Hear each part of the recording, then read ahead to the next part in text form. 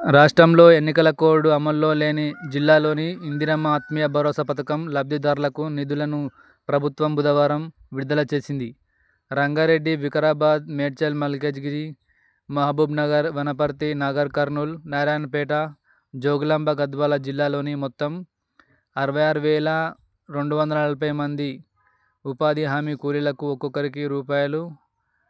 6,000 చొప్పున మొత్తం 39.74 కోట్లు జమ చేసినట్లు పంచాయతీరాజ్, గ్రామీణాభివృద్ధి శాఖ వెల్లడించింది. ఈ పథకంలో మొదటి విడతగా గత నెల 26న 18,180 మందికి రూ. 6,000 చొప్పున జమ అయ్యాయి.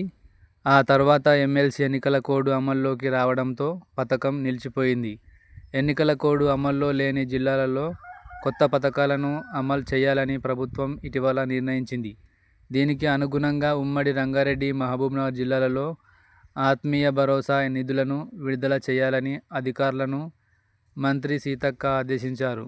దీనికి అనుగుణంగా ఎంపిక చేసిన లబ్ధిదారుల ఖాతాలో నిధులు జమ చేశారు.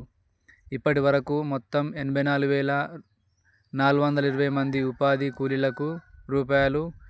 50.65 కోట్లు జమ చేసినట్లు పంచాయతీరాజ్, గ్రామీణాభివృద్ధి శాఖ అధికారులు వెల్లడించారు. ఎస్వీ ఛానల్ను లైక్ చేయండి, షేర్ చేయండి, సబ్స్క్రైబ్ చేయండి.